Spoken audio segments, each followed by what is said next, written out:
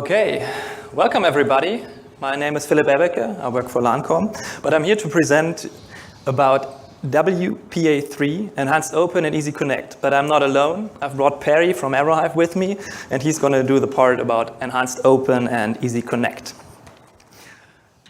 So let's see how this is going to take place. After a short introduction, we're going to take a deep look at WPA3, Wi-Fi Protected Access.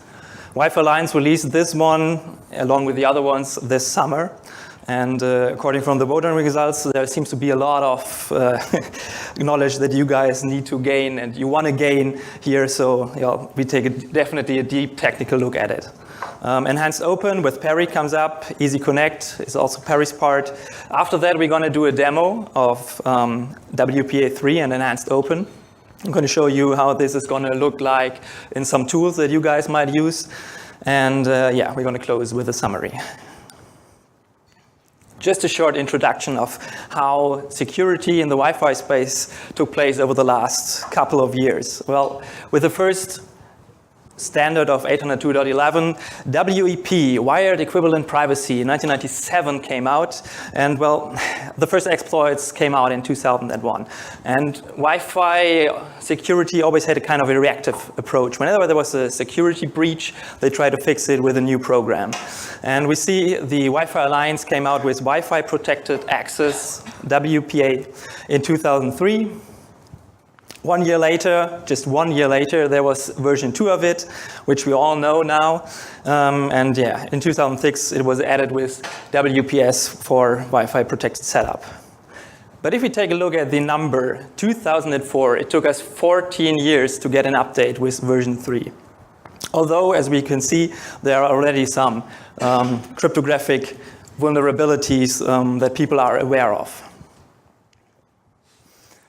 Okay, before we start with WPA3, this is how WPA2 Personal looks like. Who here did attend some CWNA courses before this conference started? Okay, I hope you all are familiar with flow graphs, hopefully even familiar with the connection process. The idea is the access point and the client both got the same passphrase. And they calculate a so-called master key, using a hash function. In this case, it's called H, where the passphrase is entered. Remember, the master key is never transmitted. It stays on the client, it stays on the access point. You can see that station and access point go through some exchange of frames. They start with authentication, then they do association, and finally they reach EAP four-way handshake. Anyone not familiar with the EAP four-way handshake? Does anybody know what the EAP four-way handshake is? Okay, this is the part where the client and the access point try to calculate their transmission key by using another hash function. And this time, they use the master key to generate this transmission key. The transmission key is unique per client. Does anybody know why this is not such a good security idea the way it is right now? Anybody get an idea? Anyone heard of dictionary attacks? Offline, passive, stuff like that? Okay. Well, the idea is if you're an attacker, if you want to enter the network or if you want to record traffic and then later decode it, you can do this with WPA2 Personal. Because as an attacker, I can sniff the EAP four-way handshake and get the transmission key. So let's say we record the EAP four-way handshake, we get the transmission key, so-called transmission key recorded. The hash functions that I used are well known. So it's no problem to enter stuff and see what comes out of the hash function. Then you can take the whole stuff offline. You don't need to be at site. You can just record traffic, go, and then you can start trying out passphrases. Well, you choose a passphrase, you calculate the master key with the hash function, and then you generate a new transmission key. And then you can just take a look, it's my new generated transmission key, the one that I recorded. If yes, hey, I'm in, and I can decrypt all recorded traffic from the session. If no, well, then just try another passphrase. That's what's called offline dictionary attack. You can just go through a dictionary of passphrases and see which is the one that fits. That's why vendors tell you, please use unique passphrases as long as possible so dictionary attacks have no chance at all. Another thing that we need to look at is protected management frames. Anyone not familiar with PMF, protected management frames? Looks good. No one? So the idea is to prevent spoof disconnect attacks, where an attacker just sends disassociate frames, deauthenticate frames, and the client says, okay, you want me to disconnect, then I'm off. I'm no longer connected to you. Protected management frames enables client and access point to say, okay, are you really my access point? Are you really trying to disassociate me now? And when PMF came out, it supported WPA version 1, version 2, and now it also supports version 3. And this one, I mean, I was in Lisbon last year. It was at the beginning of October. And when I came back to the office, the Belgian security researcher, Matthew van Hoof, made the KRACK-ATTACK public. A security vulnerability he found in the EAP four-way handshake. Does everybody understand how the KRACK-ATTACK works? Has anybody heard of it? Anyone not knowing what it is, how it operates? Well, just a short introduction to it. It is impossible to know the term of nonce. Nonce is number only used once. And in transmission, this one, the nonce, is the transmission key, accorded by the sequence number of a frame. So during the four-way handshake, when access point and client are bringing up the transmission key, they both install the transmission key, and they set the sequence number to 0. So when the first data transmission happens, it uses the sequence number 0. And the next data transmission, sequence number 1, and so on. But if the client receives another EAP message number 3, the problem occurred that the transmission key was reinstalled. And furthermore, the sequence number was reset to 0. So the attack is to reset the sequence number, because if you send another frame with the same sequence number and the same transmission key, it's no longer a nonce. You've already used it once, so it's rather a twice. And, well, the countermeasurement to this crack attack is usually never reset the sequence number for the same transmission key that you have. Why do I tell you this stuff that's been happened last year? Well, WPA3 tried to work around all this stuff. There's still a personal and an enterprise option. The personal for passphrases or passwords, and the enterprise version to interact with the security system, Radius, of course. They wanted to get rid of some old unsecure methods. WEP, way, still alive. TKIP, yeah. And they tried to revisit some EAP methods that are not really that secure anymore. But they did not only want to get rid of old stuff, they also wanted to add some new stuff. So they replaced WPSK with SAE. We're going to talk about that in a short minute. They added something for the enterprise world. They enabled protected management frames by default. And they also took a look at some cryptographic algorithms and hash functions to really update them to newer state-of-the-art security standards. So the security improvement. This one not only affects WPA3, but also WPA2. If you want to certify for Wi-Fi Alliance WPA2, which is one of the baseline certificates that you get, they are going to test you for this crack vulnerability. Because WPA3 itself is not safe against the crack attack. We're going to see that later on. And something that really bothered a lot of us for a long time, the so-called robust security network element. It's part of every beacon, every probe response, every association response, if there is security configured.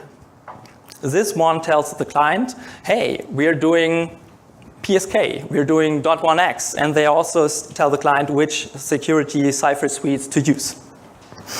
But there have been clients out there that do not really interact well if there's something they don't know, or if the RSN element isn't complete, or there's some unexpected values, and vice versa. On the access point side, the Wi-Fi lines define which ones are okay, which combinations, which not. And the last one that's down there is multiple AKM support. That thing is really bothering me, because who here has an iOS device? Have you ever tried to connect to an SSID that has 2 AKMs? It's a nightmare on Apple side. You can see an RSN element here, which is actually showing the WPA3 transition mode. And it's got 2 AKMs configured. One of them is PSK mode, which the iPhone can do. But unfortunately, well, it's not even using PSK. It doesn't even connect to this one. Something Apple has to take care of. And something from a security enterprise perspective, a long wish, clients should be able to detect if there is an unknown root certificate. So they say, okay, that's not really the certificate, the certification authority that I was expecting. I don't want to connect to this enterprise network. And there's also some replay protection built in, and Wi-Fi lines test for that nowadays. Should we talk about some cryptographic stuff? Yes, okay. Some basic knowledge about it. A generator is just a basic, just a number. Both parties have to agree on. Yeah, it could be any number. Can anybody tell what's special about prime numbers? Anyone? They're only divisible by themselves and by 1, correct. These are the basic, the easy ones, the small ones. Typically in cryptographic systems, you use really big ones. The modulo operation, yeah. 5 modulo 3 equals 2, because you can divide 5 by 3 one time, and then you got 2 left. That's the modulo. The exponentiation, 5 to the power of 3, it's 5 times 5 times 5, and you end up with 125. And there are rules for exponentiation. So it doesn't matter if you take 5 to the power of 2 to the power of 3, or 5 to the power of 3 and then to the power of 2. The result is the same. And modern security systems, it doesn't matter if it's IKE or now WLAN, they all use the Diffie-Hellman key exchange. And that's where the discrete logarithm problem, nice name for it, occurs. So it's easy to calculate 5 to the power of 1 modulo 3, which is 2, okay. But it's really hard if there's 5 to the power of x modulo 3, and you say, okay, try to determine the x. That's where security systems are secure, because it's really hard to calculate the x. I've prepared a video, or taken a video from YouTube, I hope that we can get also the sound to give you a basic understanding of the Diffie-Hellman key exchange, which is not only used in WPA3, but also used in Enhanced Open later on. Let's see how that works. Now, this is our solution. First, Alice and Bob agree publicly on a prime modulus and a generator. In this case, 17. Yep. Let me see. Okay. So we got the generator 3 and the modulus 17, which is a prime number. And now Alice and Bob try to communicate. Now, this is our solution. First, Alice and Bob agree publicly on a prime modulus and a generator. In this case, 17 and 3.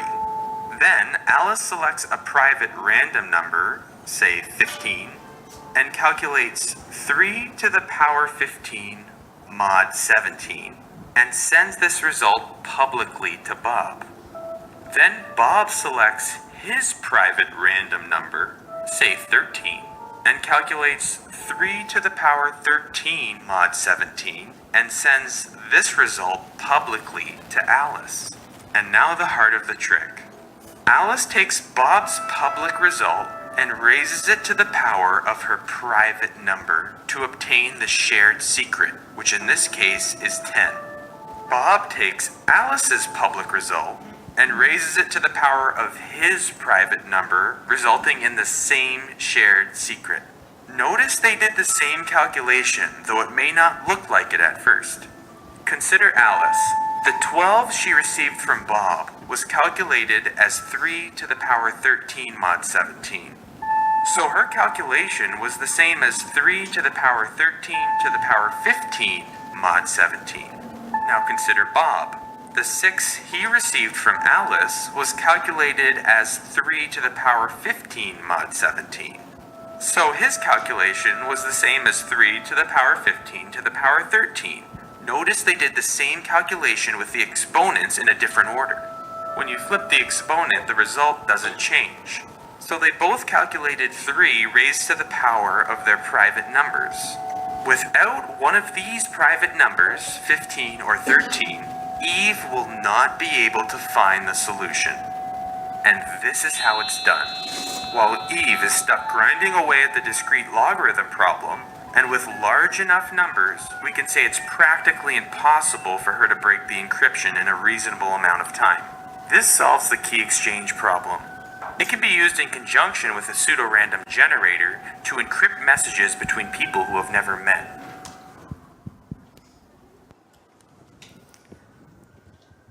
Okay, everybody still awake? The basic concept. Okay, now WPA3 personal. As I already told, get rid of some old stuff. WAP and TKIP are no longer allowed. And please use protected management frames. They are required, mandatory now. But the real heart of the trick is, well, introduce a new method called simultaneous authentication of equals. Nice name. It came up during the 802.11s, the so-called mesh standard. Typically, or up to then, you always had a client and an access point. The client is a supplicant, and the access point is the authenticator. Well, now there are 2 access points. It's a mesh system. And you got 2 authenticators, but if you want to exchange messages, they need somehow to encrypt their traffic, and they both need to somehow authenticate and encrypt their messages. And, well, they end up, well, we need to be supplicant, and we need authenticator. So we got equal roles on both sides now. And maybe these access points detect themselves in the same microsecond. And they start to do the handshake. And typically, with a supplicant and an authenticator, well, you got lost in your state machine and it wouldn't work out. So simultaneous authentication allows 2 access points, or now a station and an access point, to simultaneously start trying to bring up the transmission keys. So WPA3 personal uses state-of-the-art elliptic curve cryptography. I'm not going to get into the details here. It's definitely hard stuff. They use something called zero-knowledge proof. They never transmit any password. Well, why should they? But they somehow say, okay, I show you some stuff so you know that I know the password. And yeah, finally, this one is definitely resistant to dictionary attacks. Yeah, the master key is no longer based on any passphrase. And, well, I'm going to show you the next point in more details later on. But it says only 1 guess per network access. So even if you record multiple sessions, if you break 1 session, you can only decode this 1 session and not all the others, like in WPA2 personal. And to get more adoption of it, there's a transition mode built in where you can deploy WPA2 PSK along with the new SAE method. So this is how it's done up to now in WPA2. 2 authentication frames, 2 association frames for EAP messages. And that's how it's looked like in WPA3. Well, hey, we just got 2 more authentication messages. But that's all we need, because we're going to put some more details, more information into these authentication frames. As I said, the master key is no longer based on the passphrase alone. You still use a hash function, which is known, to get a point, just a point on an elliptic curve. And furthermore, you choose a random number. The client chooses the random number U, and the access point chooses a random number V. And they transmit the product of their calculation. So the client transmits U times R, and the access point transmits V times R. And then they add or multiply their random number that they generated with it. So it doesn't matter if you calculate U times V times R or V times U times R. The master key is the same on both sides. And after that's finished, they are doing the same stuff like they do in WPA2 personal. They start doing association, and they do the EAP 4-way handshake, and they end up with a transmission key that's using a hash function based on the master key. And that's why KRACK is still able to break this one, because we still got the same old EAP 4-way handshake in WPA3, and Wi-Fi Alliance has to test for the vulnerability to say, okay, WPA3 is KRACK safe. Okay, that's the personal side. There's also something happening on the enterprise side. There's a basic mode, which is just WPA2 Enterprise plus protected management frames mandatory. But the real improvement, but it's only optional, is the so-called 192-bit mode for ETLS, also called Suite B. So the downside of WPA3 Enterprise is, well, basically you don't have any update, only if you do the optional part. And if you talk about the optional part, well, your whole system, from the radio server to the access point to the client, need to support this one. Otherwise, there's no connection possible. So this is a 192-bit mode. Wi-Fi Alliance took a look at WPA2 Enterprise and said, well, there's so many options that you can do. Diffie-Hellman or RSA key exchange. The keys for RSA could be 1K or 2K, and you could use different TLS versions.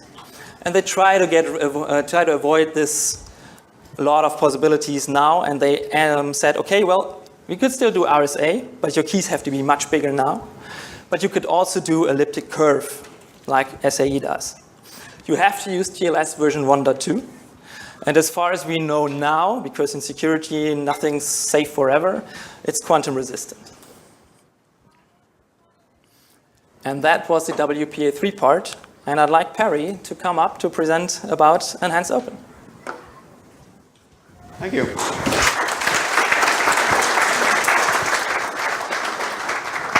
Good job. Okay. Am I? Good. I'm on. One of the things he didn't mention, or he might have mentioned, I might have missed it, is WPA2 is still the mandatory certification if you're getting new products done.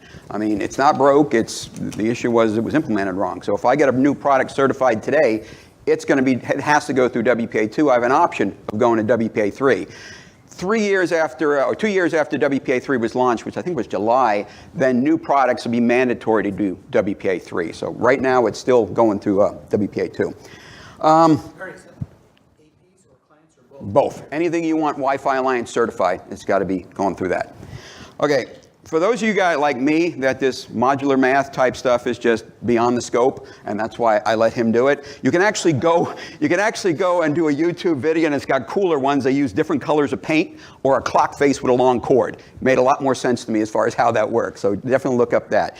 So what I want to talk about is some complementary programs. Obviously, Wi-Fi protected access is very, very important. We got WPA3 now. Down the road, there'll probably be WPA4 because it's continuous attacks. I'm going to talk about some complementary things. I'm going to talk about Enhanced Open, and I'm going to talk about Easy Connect. Who knows anything about Enhanced Open? 2, 3, 4, 5, 6, 7. That's not much. Easy Connect? Even less. It's kind of funny that we don't. I'm not picking on anybody, but some of this stuff happens. I was actually at a security conference about 4 weeks ago, and it wasn't wireless people, but just security in general. And I said, who's heard of WPA3? 3 hands went up out of 150, which is very scary if you think about it. So what I want to talk about is kind of what Enhanced Open is. Hopefully this all works. Okay, Enhanced Open. The whole idea here is I need to make it simpler, yet retain some security, retain some functionality of how's the best way to do this? A lot of people find it very, very difficult to do certificates, to do 802.1x, to a radius type servers. So it's like, okay, maybe I can just do a pre-shared key and I can put that up on the wall and then everybody sees that and it has its own security implications. So they came up with something called Enhanced Open. Enhanced Open was, when we check into a hotel, a lot of times we do authentication without encryption. You put in the password or you put in some captive portal and you're on the network, they authenticated you, but they're not encrypting your data. What's happening is this is actually the opposite. This is actually doing encryption without doing authentication, which in some ways is actually why it's not in WPA3. And it's very, very important for everybody to understand that because there is a lot of confusion. I've had people say that, Enhanced Open is optional for WPA3. No, it's not part of WPA3. It's a separate certification. It's an optional certification. So just kind of be aware of that going forward and what's happening with that. It's really designed to not change the user experience. One of the important things associated with, sorry if I'm moving around, with Enhanced Open is the idea is that your grandmother be able to do this. There should be nothing changes. I shouldn't have to go in there and do any type of funky stuff or whatever. So that's kind of the first step about it. This thing move? Yes, sir. So why did you guys decide to go with it as an option Why did you guys decide to go? I am representing the I'm not representing the Wi-Fi Alliance till Thursday. Right now I'm representing Perry Correll. So, okay, all right. If you want the real answer, got to turn that off. No, you don't. One of the reasons the Wi-Fi Alliance says, and you could spin this any way you want, is they like very robust security tools to fall under the Wi-Fi protected access. They want authentication under there. With the enhanced open, you don't have any protection against active attacks. You have protection against passive attacks. You don't have any protection against man-in-the-middle type stuff. Now, in the world according to Perry, not AeroHive, not Wi-Fi Alliance, the way I looked at it is if I don't have any protection for enhanced open for man-in-the-middle attacks or something like that, a month after Wi-Fi Alliance or WPA3 came out, somebody's going to get in, hack it, and cause some problems, and it's going to be on the front page everywhere WPA3 is broken. Now that's kind of one of the thoughts I have. Whether it's true or false, you can take that for whatever it's worth. But once again, somebody would do that just to make a name for himself. We all remember back in February, March when WPA2 was cracked, and oh, it's dead, it's running away. No, it's just the nonce, which means number used once, was used twice. I mean, and it was kind of an implementation issue. It wasn't necessarily a... So does that answer your question?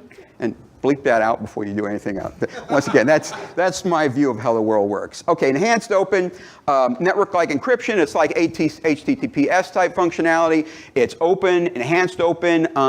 The idea, and it's very, very important for you to understand, and I'll probably jump around here a little bit, is that when I'm using enhanced open, I'm creating another SSID. So if I have an open SSID and I'm enhanced open, I'm creating an OWE SSID. So if you're an OWE capable client, you're going to connect to that one. If you're an open client, you're going to connect to that one. What's wrong with that?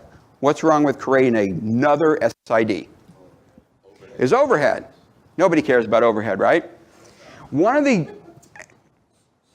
things to be aware about is that they talk a lot about, I add one SSID, what cares?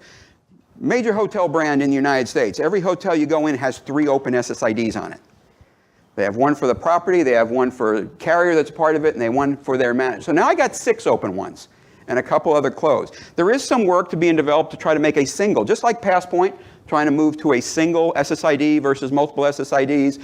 There is, there's a couple videos out there from HP and whatever, that there is some work being done here. This isn't a done deal.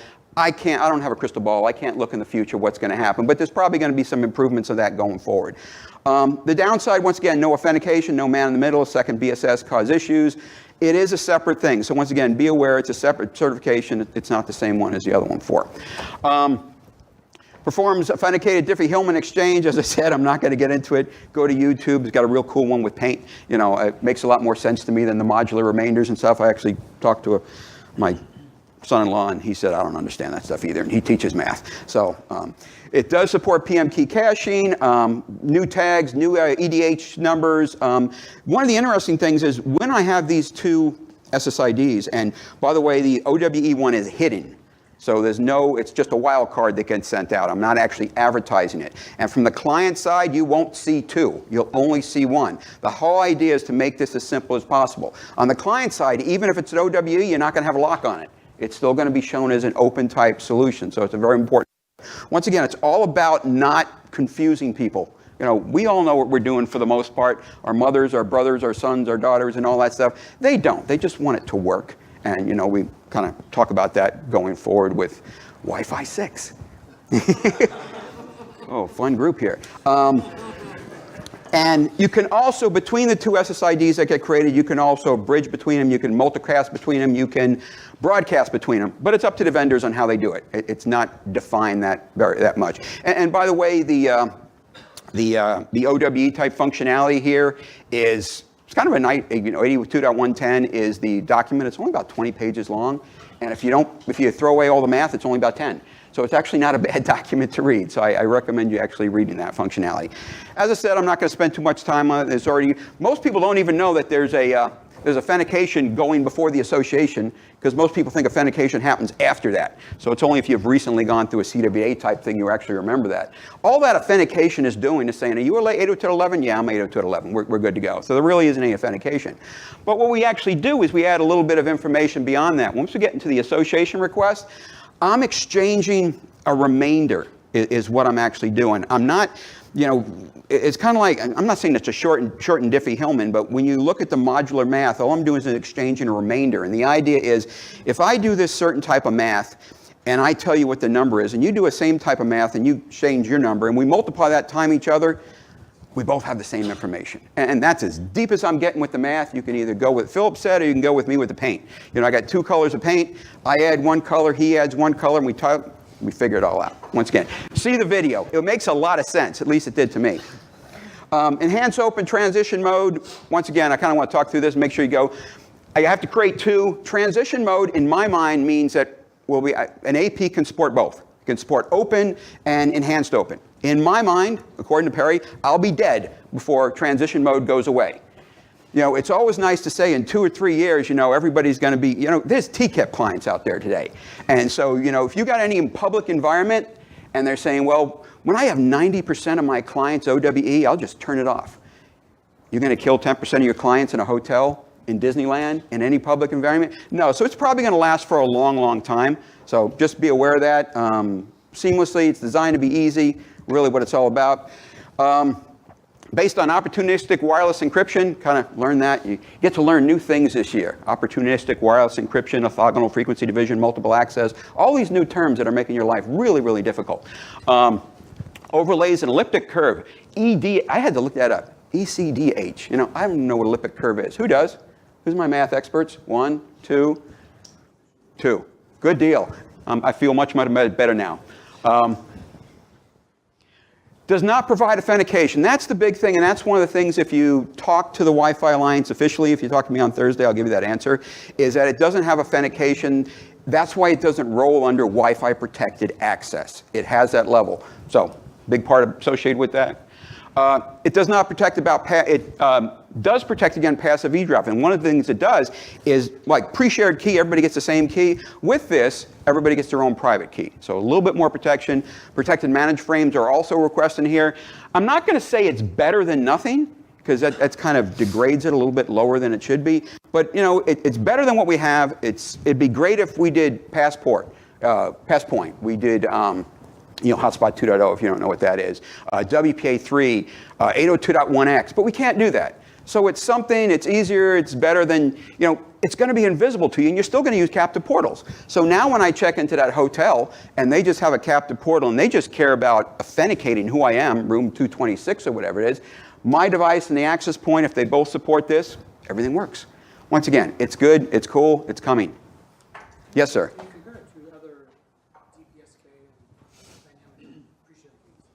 Well, there's a lot of vendors have different types of dynamic. We have PPSK, we have the other. The whole idea is that instead of having a single key, everybody gets their own initial key, which gives, obviously it's more secure because if one person leaves, you don't have to redo all the keys. It's also better because it's tough for insider attacks. If everybody got the same key or whatever, it's much, much better to do, ARP flooding or cache or whatever. So that's kind of the best thing for it, that it separates it out. And there's other things doing that too. I mean, Easy Connect has, unique pre-shared keys between the devices and stuff. How am I doing? Doing great. And it's really optimized and was really designed for public venues, the coffee shop, hotels, a venue like that. If you can use real secure, and I want to phrase it that way. If you can use a higher level of security, please use a higher level of security. It works much, much better. But use this. It's going to happen. How quickly it happens, I don't know. As Chuck said, I don't know if you saw, you were at that event. It's like, it's up to the clients. Every vendor can do anything they want. But if the client doesn't want to support it, or if the client has an issue that it won't, it's not going to happen. And it's also very important to understand that, and I didn't even realize this till like a year and a half ago, there's a lot of devices out there that aren't Wi-Fi Alliance certified. Access points and clients. I mean, obviously there's a lot of clients, but there's a lot of access points that are being sold by major vendors that have never gone through Wi-Fi Alliance certification. And I never knew that. It's just not worth the effort, whether it's the engineering effort or the time or whatever. If stuff's optional, it's not worth the effort. Well, Yeah, I'm sorry, it's just the point. That was a huge comment coming out of that organization I'm a part of. Not by the organization, but by other people after it was moved into its own place, is that, let's just be honest here, if I'm a client manufacturer, I have to do 11AX stuff. I have to do WPA3 type stuff. I don't necessarily have to do that unless the industry demands it. So once again, where that goes, I don't know. It's going to happen in some areas. Whether it, Passpoint a few years ago, that was going to take over the world, and it really hasn't. It has in some verticals. It's actually doing very, very well. In other areas, it's not. So the best never wins. I'm still waiting for Token Ring to come back. It just never. You can still find it out there. Well, it was better than Ethernet. I hope you can't find it out there. But You actually can still get it. oh God, Type 6 cabling. Okay, so the other cool thing is something called Easy Connect. Easy Connect is another one of these new protocols. It was really designed for consumer user, residential user. I got an AP in my house. I got a refrigerator. I got a bunch of light bulbs. I got a water heater, and they're all Wi-Fi enabled. How do I connect them together? Got light bulbs. What am I going to do? Sit there and type in MAC addresses of a light bulb? It's not a MAC. It's a light bulb. So you don't know what that actually is. So the whole idea is, how can I simplify them? You're going to see that a lot going forward. How can I simplify this and make the average user be able to set this up? And the whole idea is, I want to use a smart device. Who's got a smart device? Can I grab your phone for a minute? I want to use a smart device that I can identify and say, I'm going to use this to authenticate that device, or authenticate an access point, or authenticate a light bulb, or authenticate a person. You never know. They got that crazy guy up in Stockholm who's got a chip in his arm to open doors and stuff. What's his name? Anyone know? Anybody know what I'm talking about? Yeah. So you had a video on him, and he's trying to get all of his employees to do it too. So they just became members of the IoT. Which is like a BYOD thing now. It's getting kind of tough. But the whole idea is to be able to use a smart device to onboard dumb devices or headless devices. And that's what it's all about. And if you're really interested in this, there's a standard. It's called DPP, Device Provisioning Protocol. It's about 140 pages. Enjoy it. There's a lot of stuff going on there. So what do I got here? Simplifies it, enables utilization of VITE with more robust interface. I already talked about. Uses a smartphone. Most people, when you're talking about Easy Connect or device provisioning protocol, they're thinking of using a phone, the camera on it, and a QR code. The standard itself doesn't care what you're using at that level. Mostly with the Wi-Fi lines, they're doing QR code or human readable stuff, PCAX. But there's a section in there for NFC. There's a section in there for BLE. There's a section in there for Wi-Fi Direct. So once again, the whole idea is it can go whatever it wants as long as I can use a different protocol to do that. And it provides a standard way to do that. Move here. QR code example. So the whole idea is, I've got a phone. He hit his phone. And I'm going to go there, and products that are now Easy Connect enabled, they're going to have, let's just say, a QR code on them now. I'm going to take a picture of that QR code. What's going to happen is my device, which has been identified as a configurator, and I'll talk about that in a little bit, and been kind of authorized. He's the boss. He's the kingmaker. He's going to actually say, connect to this device using that QR code, because the QR code is going to have public key information. It's going to have a MAC address information. It might even have channel information. I'm on channel 6 if you're doing 2.4. I'm channel 36 if you're doing 5 gig. And then we can actually set up a connection. We're going to go through and we're going to build a trust relationship with a private key, public key type information. Once I get that, then I'm going to push information to that device. If I'm configuring an access point, I'm going to push information that access point is going to use to configure itself. If I'm configuring an individual device, I'm going to give it the information to connect to an access point. Even like a certificate. Something they call a connector. So it's actually very, very secure. And then finally, at the end, once the access point's configured, once the client's configured, that client actually knows and will probe. It'll use a GAS, generic advertisement service, just kind of like Passpoint, to find devices that support that functionality. So it's really, really simple, really, really cool. So how does it work? Get a little bit deeper. This thing doesn't work. Okay, so two things, the configurator and the enrollee. Configurator can be anything that I've given this right to. It's going to be running Easy Connect software. Typically, most people are thinking about a phone. It could be a QR code scanner. It could be whatever you want. It can be a mobile device, once again, like that. It could be an AP. The access point itself could be a configurator, and me as an individual, I can get to a web interface myself and onboard myself. God knows anybody wants individuals getting into their access port to set something, probably not.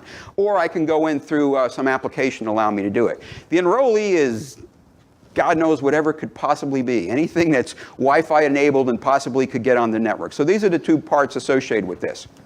So the step now, once again, kind of was talking about is going through configurator. I'm going to identify a device. During the initial process, I'll take the picture. And it doesn't have to be a QR code. It could be a QR code. It could be a tag. It could be user readable. And it also could be digital. So I could be, God knows, refrigerator in my home. And maybe my refrigerator has a screen on. I push a button and it pops up the QR code. And then I use my phone to take a picture of that QR code. Or it could just be a user-readable number that I type into here. So we can go either way. Either side can provide this. It could just be a sticker you peel off. It could be something that comes with the product, just some, every one of them is this. But each one of them is going to be unique. And that's another important part, too, is that when I onboard that device, it has security credentials to connect to that access point, even a PMK. So once again, it's a very secure and very simple way to do it. Originally, this was really designed for home use, but they're seeing a use case in the enterprise with IoT. A lot of dumb devices. You can debate that. I'm on the vendor side, and a lot of vendors are coming up with these neat ways to onboard device and identify and classify them and profile them and all this other stuff. But it's going to have a fit. It really is. It's going to do different things. So this is kind of what happens. The QR code, it has device-specific information, your MAC address, your public key, the channel you want to talk on, and all that information. So if you look at this, somewhere in this is buried channel 1 or channel 36, whichever you happen to have. Somewhere in there is the MAC address, if you guys can pull it out. I don't know where it is. But that's kind of what it's all about, and it gives you this information. And so then once I do that, once I onboard like the access point, then I go to these individual devices. And I tell, there's your access point, and I give it what's called a connector.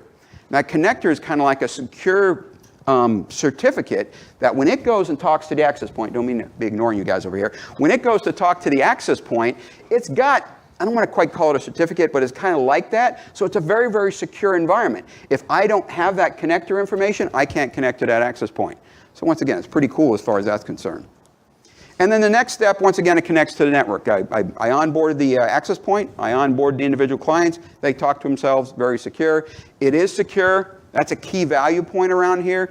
Once again, if you want to just type in, if you got 1,000 widgets that come in, thermostats, whatever, if you want to type in MAC addresses and do all that stuff, this is really designed to simplify your life. It's very secure, very useful. Light bulbs. It's unimaginable what people are actually putting Wi-Fi in now. The light bulb example, I can go through that. The other thing is the other way. Has anyone ever checked into a hotel and the TV screen in your room says, "Welcome, Perry"? Unless your name was Perry, it probably wouldn't say that. But it says, "Welcome to you." Why can't I have a QR code up there? Why can't I just take my phone and do that? I'm on the network. I don't have to remember what room I'm in. I don't have the password. I don't have to do all that stuff. And 3 days later when I check out, it goes away. Or you can do that in any type of kiosk, where essentially what you're getting is a dynamic PSK at that point. So once again, it's really designed to be simple, easy. Hospitality is extremely interested in this and enhanced open, because they don't want to deal with all that stuff. One of the things that if you deal with the hospitality market, they love all these neat ideas, but if my grandma can't do it, we're not going to implement it. And if it generates one call to the help desk, we're not going to implement it. So it's really got to be simple and easy. So that being said, that was enhanced open. That was easy connect. There's neat things. Go to the Wi-Fi Alliance website. Go to the public page. You can download the technical specs for all this stuff. If you want more than that, come talk to me. Okay, Philip and I are now going to talk about some other stuff. Is that this is kind of a little bit of a roadmap of or recovery of summary of what we did. WPA2, it's not dead. It's still the standard way out there. It's been enhanced. It's got PMF is now required. It's crack resistant. Then it's done some other stuff with AKMs and all that stuff. The big one, as he was saying, WPA3. The big thing in WPA3 is SAE, simultaneous authentication of equals. It's not new. It's been around 11S since, 4 years, 5 years, or whatever? Maybe even longer. Yeah, longer than God. So it's been around a long time. This is all the optional stuff. If you're dealing with the DoD, government, healthcare, finance, they'd probably be interested in that type capability going forward, and it's only going to improve. The other parts of it are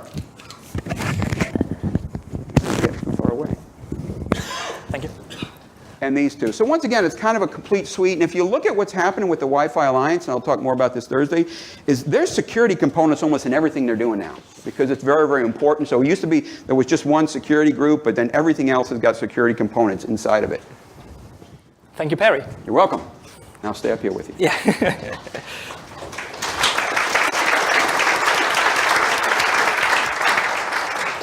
Okay, now the demo part. Well, who here uses Wi-Fi Explorer on a MacBook? By Adrian Granados. Okay. It's a lot more people than knew what Enhanced Open was. So, let's try to get out here. I hope this still works on the screens. Yes.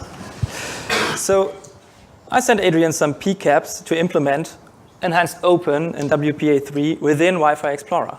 And he sent me a better version of his Wi-Fi Explorer Pro, where the support is already built in. And that's how this looks like. I don't know if I try. Okay, well that's the biggest zoom that I can get. So this displays all the options that we are getting now.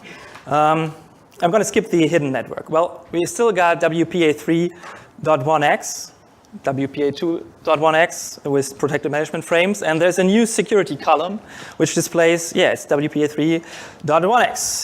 And as I told you, there's also the enhanced version of the enterprise which uses 192-bit, and Adrian now calls it .1x 192-bit. So it's really easy to see which security is now configured on your device. He's also detecting the SAE or PSK mode, and this one is doing the transition mode where you got the PSK from WPA2 and from WPA3 the SAE part. And he's also already implemented all the advanced detail that you need to know to see, like in Wireshark. The special part, Perry presented it, was Enhanced Open. So this is just an open SSID. Security column doesn't say anything, so it's no security. And he already said, well, we need a second SSID with all the additional payload that it gives. There's now the so-called hidden network. And if you take a look in this one, there's a new tag element, information element, which says Wi-Fi Alliance. And this one is saying, okay, look, there is another BSS ID out there, and that is the name of the SSID. Although it's hidden network, it's still got a name for the SSID. And that's really the OWE, the Enhanced Open SSID used in transition mode. It's a second SSID, and clients are going to see the open SSID, and clients that are Enhanced Open capable, well, they also see, hey, there's another SSID using OWE, and hey, let's connect. And now, this... The client decision is, I'm OWE capable, I can decode that piece of information. Since I've already chosen that, the SSID is my one I want to join. Right. Switch right then. It doesn't have to go back and do another authentication. Right. He just scanned for all the SSIDs that are out there. They say, okay, I want to connect that to that open network, and the client will automatically, if he's Enhanced Open capable, switch to the Enhanced Open version of the SSID. So it's no interaction of the user, and furthermore, the symbol looks the same. So there's no security icon. It still seems to be an open network. So, well, let's see how that works out, if users are really going to appreciate it, going to see it, going to require it on the networks, but it really is a nice way of bringing protection to even open networks. Yeah, one thing to answer this question, the Enhanced Open information element is actually buried in the beacon of the probe response, so the client will know to go that direction if they have that capability. And without further ado, this is the first official WPA3 capable client device. We really try to get a device to do the presentation here. It's a pocket version. It's a pocket version. It even has an Ethernet cable. It's great. So, no kidding. It's an access point from Nikon, which you can put into station mode. So it supports all the stuff. Oh, I'm very sorry. All the stuff that we presented here. Does it require new hardware, or is it only Most vendors that I'm aware of right now, the SAE type function is going to be a software upgrade. The 192, you can do that in software, but that slows it real down. That might be a hardware upgrade in some of the devices. Okay, Adrian, if you're out there, thank you very much for the beta version. This one is version 2.12. So this one is the Pro version. Anyone who's on the Pro release cycle will get this, I guess, really soon. Yeah, that's another feature that you already integrated. Well, don't get into that. It's open right now. You can get it right now. Ah, Yeah. cool. 2.11? No, 2.2. Oh, yeah. Well, Never mind. Never mind. My bad. still something to acquire. So let's see. Okay. Try to.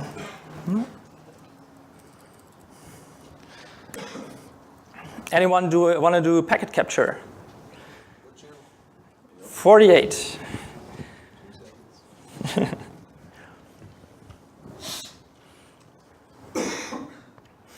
So what I'm going to show you now is Wireshark will support SAE and enhanced open as well. They're going to plan to do WPA3 within the 2.6 version soon, but not enhanced open because it's really complicated for them to integrate it, but it will come out in the version 3.0. So you can get nightly builds of 2.9 nowadays to see how it works. Everybody ready? Okay, let's start the capture. So I'm going to get into the access point setup. This is going to be SAE.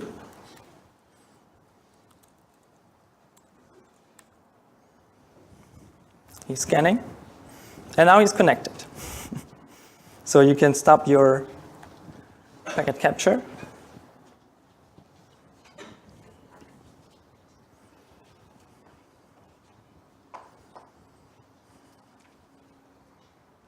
Let's see if I can.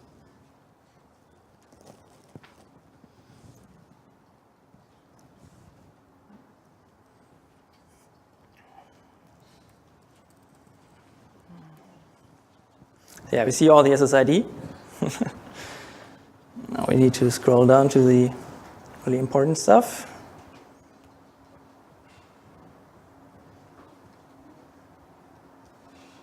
Nope.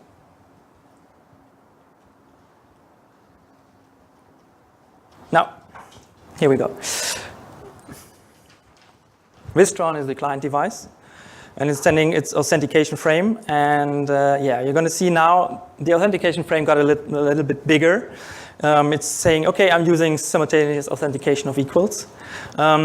You see a group ID, which is basically telling the access point, hey, I want to do this elliptic curve, and not. There are also some more advanced ones. And yeah, the random number U or V, the scalar element, and the so-called finite field element, which is a point on the elliptic curve. The one from the access point to the client looks nearly the same. I've just shown you a basic version of how it's operates. It's a bit different in reality. And after the master key is generated, as I said, they're using zero knowledge proof. So they don't transmit any password. They just transmit a hash function, transmit a hash of the master key. So both sides know, hey, we calculated the right master key. And after that, the access point confirms it. We just see the association and the EAP messages, and well, both are done. Okay, let's try to do the enhanced open bit.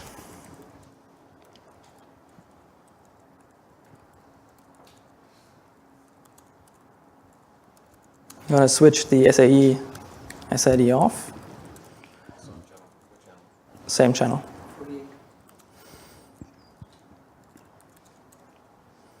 I'm going to put this on, but the station is not yet. Okay, I'm going to start the capture.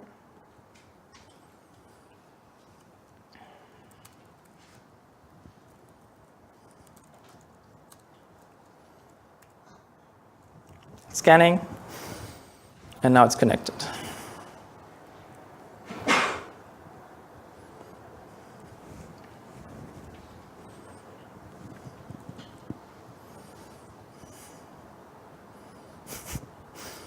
Now, okay, I still need my filter, which makes it a bit easier.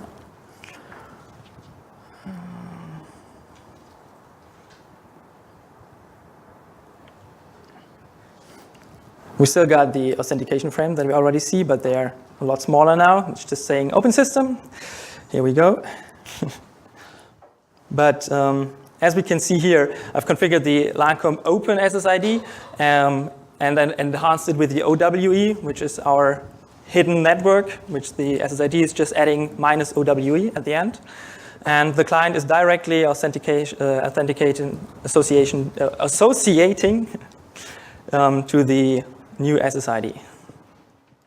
And yeah, well, the tricky part is the extended tag, the OWE Diffie-Hellman parameters. Here we go. The ECDH1, that's all the stuff that's in here with a public key, a random ECP group, elliptic curve group, of course. And yeah, well, have fun with your captures. There's one gotcha here that you're not going to have to worry about for a while or stuff, but if you've got an OWE capable client trying to connect to an access point in transition mode, and for whatever reason it can't connect with the OWE, the access point will not allow it to connect in an open network.